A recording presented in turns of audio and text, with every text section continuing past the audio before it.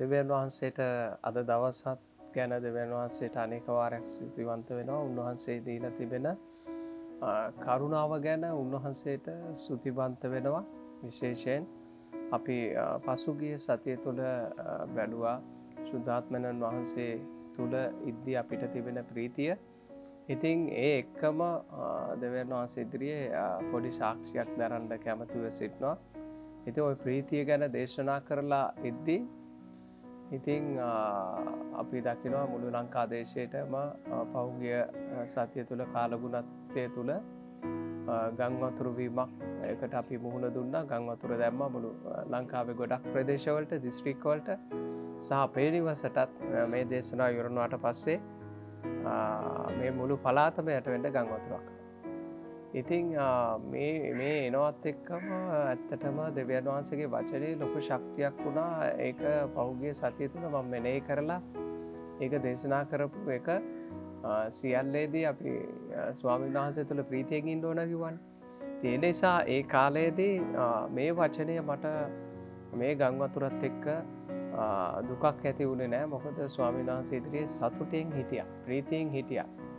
ඉතින් ඒක ශුද්ධාත්මයන් වහන්සේ තුල ඉද්දී ඒක අපිට ලැබෙන දෙයක්, දෙවියන් වහන්සේ සමග ඉද්දී අපිට ලැබෙන දෙයක්.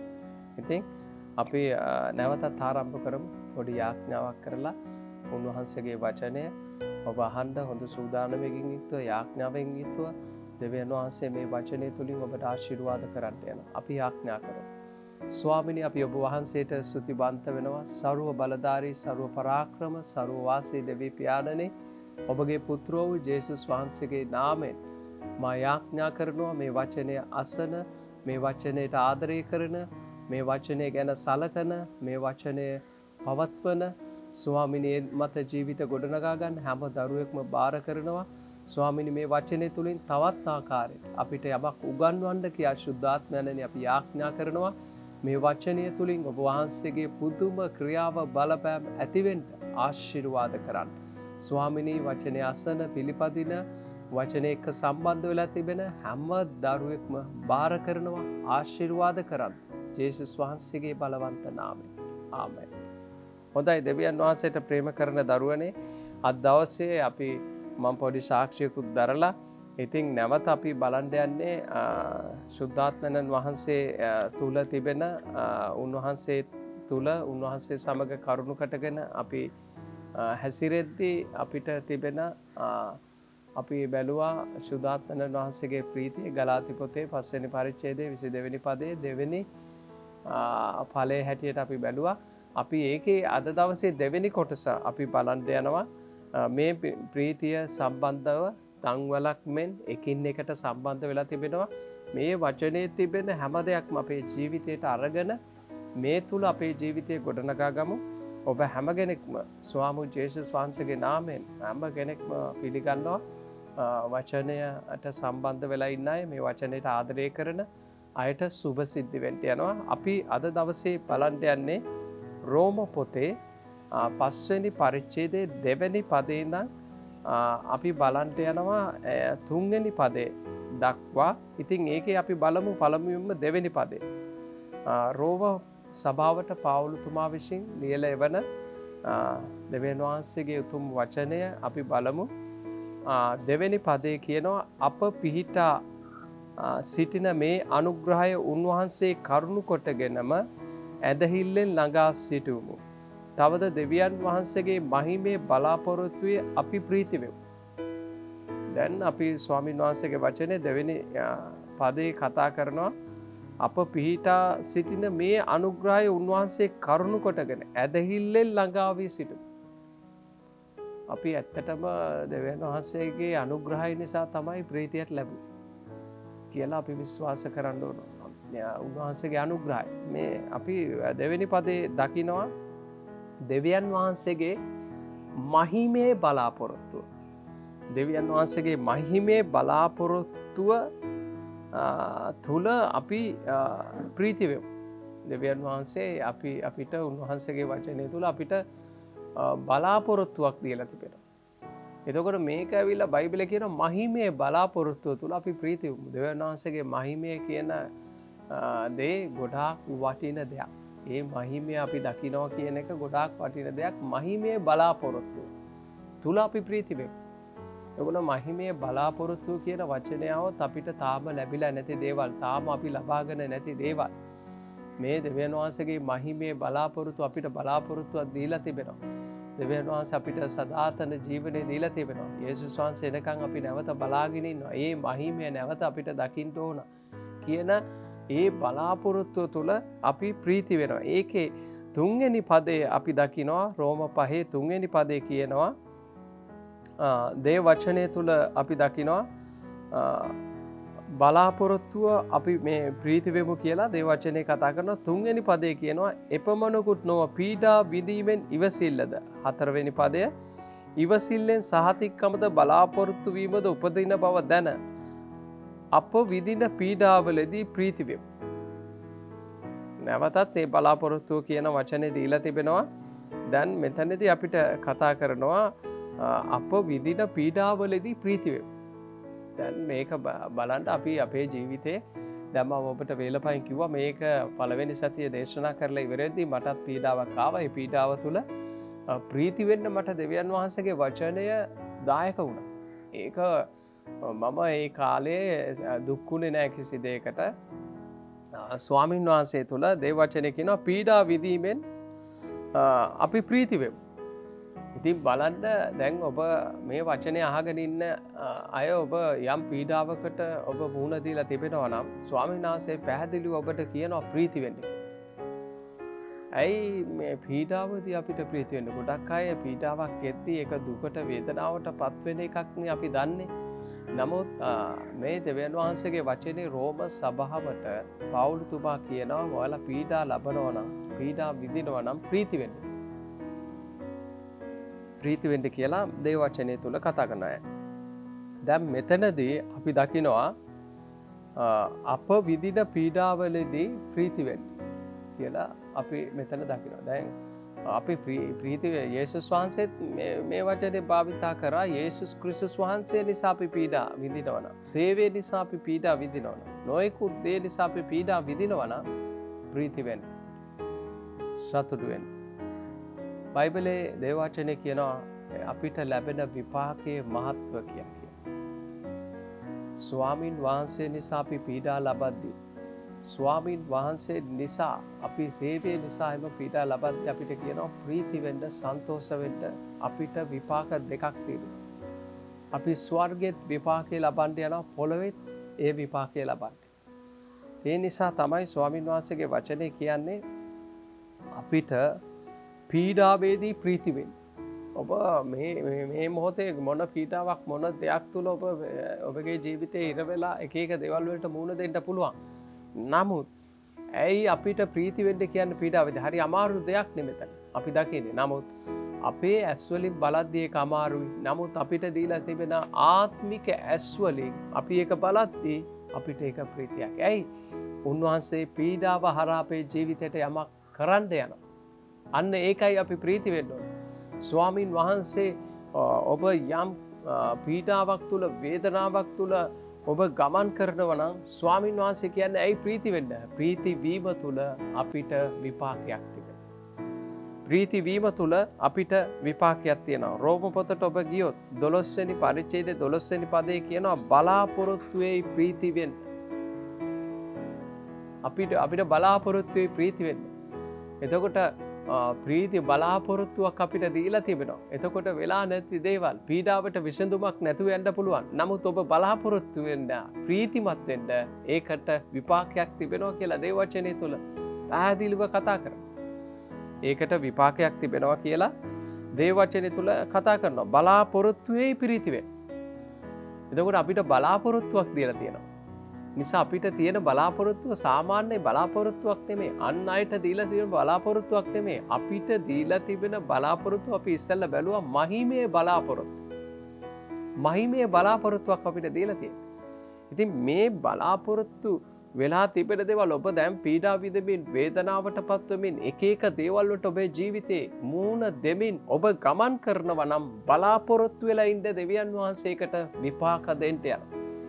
අපි විශ්වාස කරන්න ඕන ආබ්‍රහම් වගේ දෙවියන් වහන්සේ විපාක දෙන්න පුළුවන් දැනන් වහන්සේ කියලා නිසකව සැක නොකොට ආබ්‍රහම් දෙවියන් වහන්සේ විශ්වාස කරා වගේ ආබ්‍රහම්ට බලාපොරොත්තුවක් ඇති කළ දෙවියන් වහන්සේ වගේ අපි ස්වාමින් වහන්සේ තුල මේ බලාපොරොත්තුව තුල ප්‍රීති වෙන්න කියලා දේව වචනය තුල කතා කරනු ලබනවා. එතකොට මේ දෙවියන් වහන්සේගේ රාජධානිය දෙවියන් වහන්සේගේ රාජ්‍ය කියන එක අපි තුල තිබෙන දෙයක්.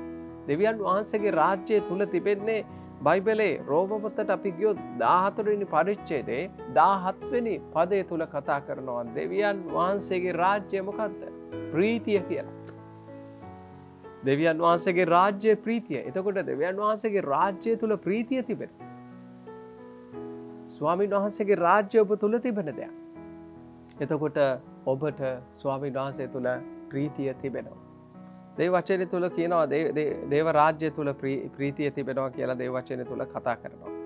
එතකොට බයිබලයේ අපි බැලුවොත් දේව වචනය කියනවා යෙසායා පොතේ කතා කරනවා 61 වෙනි පරිච්ඡේදයේ 3 වෙනි පදේ අපිට වැළපීම වෙනුවට ප්‍රීතිය නැමැති තෛලය වැළපීම වෙනුවට ප්‍රීතිය නැමැති තෛලය තෛලය කියලා තෙල් කියලා එතන සඳහන් වෙන්නේ ආලේපලත් ප්‍රීතියක් අපිට දීලා තියෙනවා. ආලේපලත් ප්‍රීතියක් ස්වාමීන් වහන්සේ තුල අපිට තියෙනවා. එතකොට වැළපෙන අයට මොකද්ද දේව වචනය තුල කතා කරන්නේ? වැළපීම වෙනුවට ප්‍රීතිය නැමැති තෛලය අපට දීලා තිබෙනවා. ඔන්න ස්වාමීන් වහන්සේගේ වචනය තුල අපි දකිනවා දෙවියන් වහන්සේගේ දරුවනේ එක නගරයක් තිබුණා. මේ නගරය තමයි දේව වචනේ සඳහන් කරන්නේ අපි පිලිප්පියේ තිබෙන සභාව ගැන අපි බලාගෙන හිටියේ. එතකොට මේ එක නගරයක් තුල අපි දකිනවා ක්‍රියාපොතට අපි ගියොත් ක්‍රියාපොතේ ඒ නගරය තුල මහත් ප්‍රීතියක් ඇතිකරන්න හේතුදායක වුණු දේ මොකද්ද? ක්‍රියාපොතේ අපි දකිනවා 8 වෙනි පරිච්ඡේදයට අපි ගියොත් ක්‍රියාපොතේ 8 වෙනි පරිච්ඡේදයේ හාලෙලුයා ක්‍රියාපොතේ 8 වෙනි පරිච්ඡේදයේ අපි දකිනවා 4 සිට 8 දක්වා අපි බැලුවොත් ක්‍රියාපොතේ එතකොට පිලිප් ඇවිල්ලා පිලිප්තුමා සමාරියට යාම දැන් බලන්න පිලිප්තුමා සමාරියට ගිහිල්ලා මුළු නුවරක් ප්‍රීතිමත් කරන්න දෙවියන් වහන්සේ පිලිප්තුමා සුද්ධාත්මයන් වහන්සේ පිලිප්තුමා තුල ක්‍රියා කරපු ආකාරය දැන් ඔබ බැලුවොත් ක්‍රියාපොතේ 8 වෙනි පරිච්ඡේදයේ පිලිප් සමාරියට ගිය අවස්ථාව තුල සිදුවීමක් ගැන එතන කතා කරනවා. 4 වෙනි පදේ කියනවා එබැවින් විසුණු ලැබූ ඔහු ගිය ස්ථානවල වචනය ප්‍රකාශ කළෝය. දැන් පළවෙනි සභාවට පීඩාව එනවත් එක්කම මෙයාලා ගිය තැන්වල මොනවද කරේ? එබැවින් ඔහු විසුණු ලැබූ ඔහු ගිය තැන්වල මොකද්ද කරේ? දෙවියන් වහන්සේගේ වචනය දේශනා කරා. වචනය ප්‍රකාශ කරා. එතකොට මේ සමාරියට ගිහිල්ලා පිලිප් සමාරියේ නුවරට ගොස් එහි සිටි එවුන්ට ක්‍රිස්තුස් වහන්සේ ප්‍රකාශ කරා. පිලිප් සමාරියට ගිහිල්ලා මොකද්ද කරේ? ක්‍රිස්තුස් වහන්සේව මේ සමාරියේ නුවරට ගිහිල්ලා ප්‍රකාශ කරා. මේ හිටපු අයට. එතකොට ඒ අවස්ථාව තුල හිටියා ප්‍රීතියක් නැති පීඩා වින්ද රෝගාතුරව වුණු යක්ෂයාගේ ග්‍රහණයට හසු වෙලා තිබුණු සමහරියට ගිහිල්ලා මොකද්ද කරේ? පිලිප් ගිහිල්ලා දේශනා කරා ක්‍රිස්තුස් වහන්සේ තුල තිබෙන ගැලවීම, ක්‍රිස්තුස් වහන්සේ තුල තිබෙන සදාකාල ජීවනය, ක්‍රිස්තුස් වහන්සේ දේශනා කරන්නට පටන් ගත්තා. ක්‍රිස්තුස් වහන්සේ තුල තිබෙන අලුත් මැවීම, අලුත් ජීවනය ගැන කතා කරන්න පටන් ගත්තා. මනුෂ්‍යයන්ට පසුතැවිලි වෙන්න කතා කරන්න පටන් ගත්තා. එතකොට ක්‍රිස්තුස් වහන්සේ වෙහි සිටි අයට දේශනා කරා. ක්‍රිස්තුස් වහන්සේ උන්වහන්සේ දෙවියන් වහන්සේ කියලා දේශනා කරා. 6 වෙනි පදයට එද්දි කියනවා සමුලෝ අහුම්කන් දීගෙන පිලිප් කළ ආශ්චර්ය යන්ද දුටු කල ඔහු කී කරුණු එක්සිත්ව සැලකුවේ. අන්න පිලිප්තුමා කරපු දේශනාව ඒ අය මොකද්ද කර එක්සිත්ව දෙවියන් වහන්සේ ක්‍රිස්තුස් වහන්සේ තුල තිබුණු ඒ ගැලවීම ඒ අය සැලකුවා කියලා දේව වචනේ කියනවා. දේව වචනේ කියනවා දේව වචනේ සලකන්නාට සුබ සිද්ධි වෙනවා කියලා.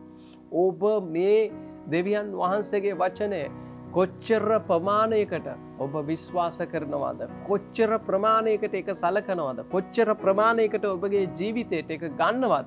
ඒ තරමට ඔබ ආශිර්වාද ලබන්න යනවා. මෙතනදී කියනවා ඒ කිව්ව කතාවල් එක්සිත්ව සැලකුව 7 වෙනි පදයේ කියනවා කුමක්කයින්ද අශුද්ධ ආත්මයන් වැහි සිටි බොහෝ දෙනෙක් ඒ ආත්මය මහා තඬින් මොරගසෙමින් ආක්ව ගියෝය. බොහෝ අංශභාගී රෝගීද කොරුද සුව කරනු ලැබුවෝය. එතන අංශභාග රෝගී අශුද්ධ ආත්මෙන් පෙළුණු තිබුණු සමහරිය තුල එක පිලිප් කෙනෙක් ගිහිල්ලා මොනවද කරේ? දේශනා කර 8 වෙනි පදේ කියනවා ඒ නුවර මහත් ප්‍රීතියක් ඇති වුණා කියලා. එක පිලිප් කෙනෙක් ගිහිල්ලා සමාරියට නුවරක් ප්‍රීතිමත් කරන්න තරම් දෙවියන් වහන්සේගේ වචනේ බලපත් වුණා. ඇයි? ඒ අය ගිය තැන්වල දෙවියන් වහන්සේගේ වචනේ ප්‍රකාශ කරා. ස්වාමීන් වහන්සේගේ වචනේ මෙතන අපි දකිනවා ඒ අය ගිය ස්ථාන තුල ස්වාමීන් වහන්සේගේ වචනය ප්‍රකාශ කරනු ලැබුවා. ඔබ කොච්චර ප්‍රමාණයකට දෙවියන් වහන්සේගේ වචනය ඔබගේ මුඛයෙන් ප්‍රකාශ කරනවද? ක්‍රිස්තුස් වහන්සේ තුල තිබෙන ගැලවීම ප්‍රකාශ කරනවද? ඒ තරමට ඔබට ප්‍රීතියක් ලබන්න පුළුවන් මේ වචනෙත් එක්ක. එක්කෙනෙක් ගිහිල්ලා ඒ නුවරක් මහත් ප්‍රීතියක් ඇති කරනවා. එක කෙනෙක් ගිහිල්ලා මහත් නුවරක් ප්‍රීතියක්. ඒ වුණාට ඔබටත් පුළුවන් මහත් නුවරක් මහත් ගමක් ප්‍රීතියටපත් කරන්න. මොනවද? දේව වචනය දේශනා කරන්න.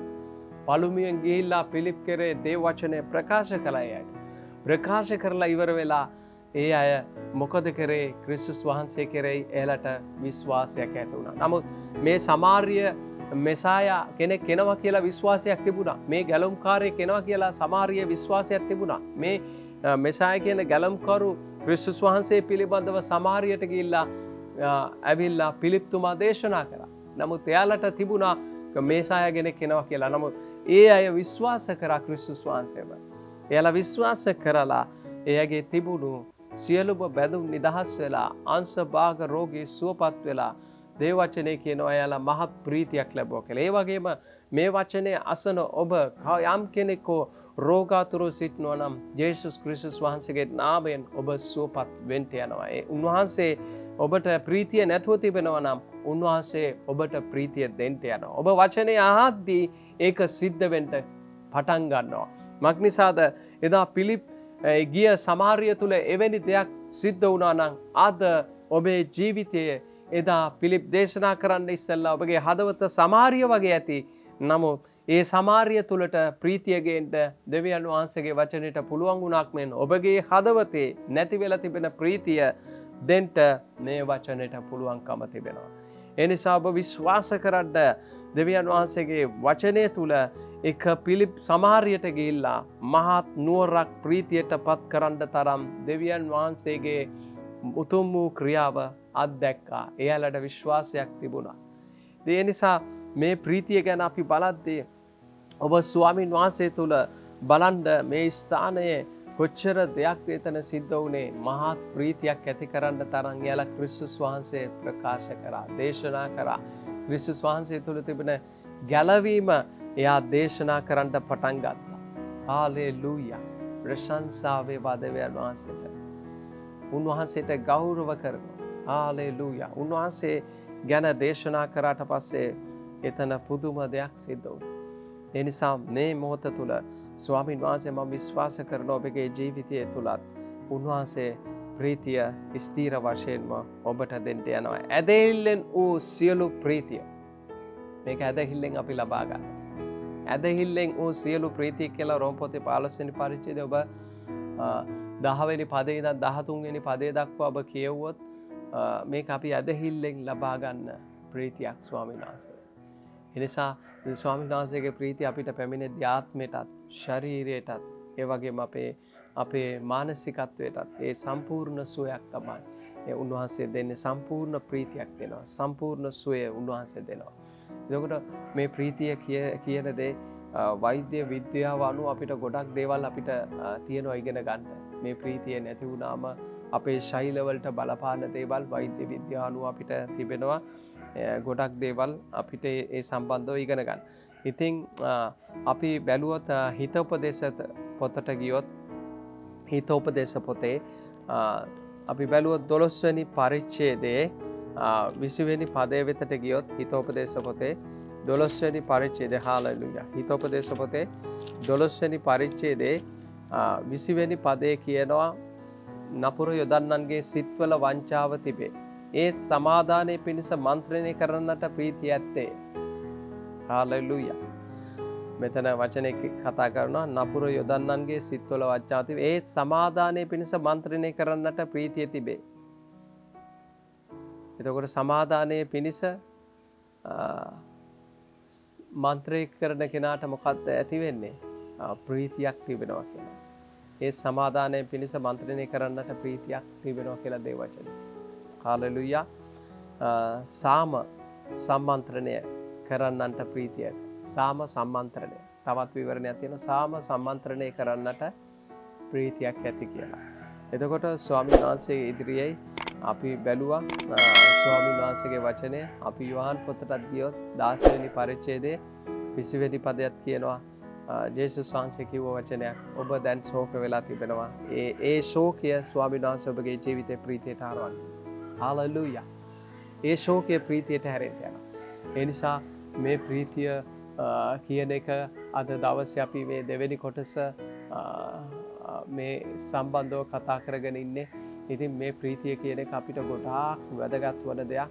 ඒ නිසා දෙවියන් වහන්සේට ප්‍රේම කරන දරුවනේ මේ ප්‍රීතිය ගැන ඔබට අපි ආඥා කරනවා. මේ ප්‍රීතිය ඔබ ප්‍රීතියෙන් සිටිනම දෙවියන් වහන්සේගේ කැමැත්ත. ඒ නිසා මේ ප්‍රීතිය තුල අපි දකිනවා මහත් නුවරක් ප්‍රීතිමත් කරන්න තරම් දෙවියන් වහන්සේගේ වචනය බලවත් වුණා එදා පිලිප් සමාරියට. ඒ නිසා දේ වචනේ සඳහන් කරනු ලබනවා අපේ ප්‍රීතිය නැති කරන්න එන්නේ ඒක තමයි කනගාටු.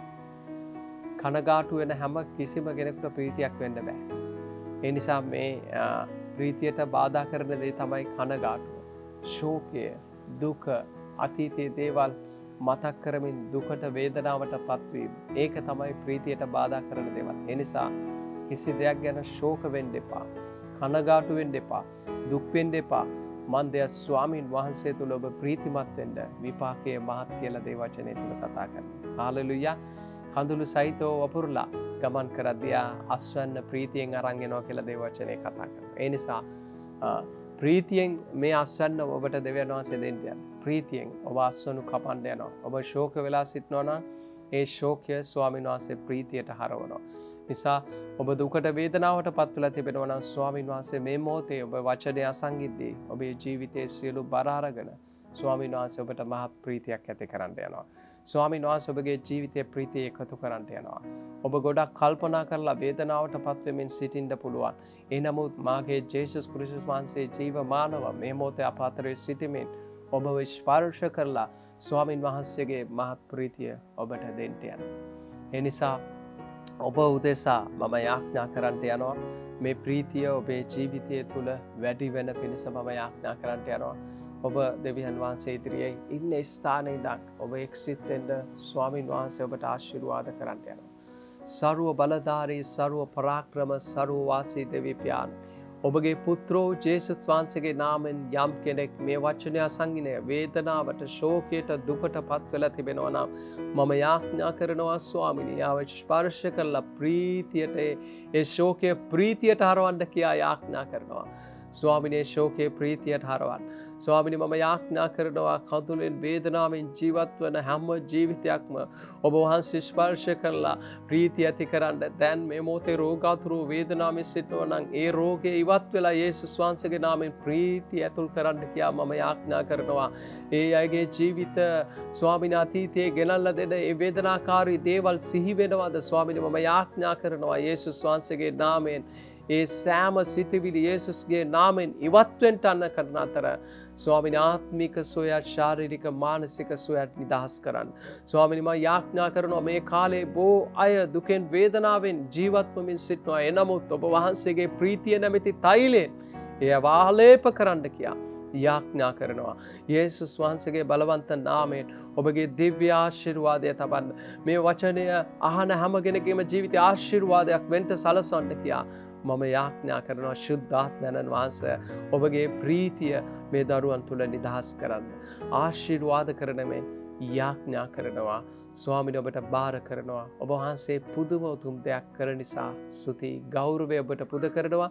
ස්වාමී ජේසුස් ක්‍රිස්තුස් වහන්සේගේ බලවන්ත උතුම් නාමයෙන් ඔබ හැම කෙනෙකුටම ශාලෝම්.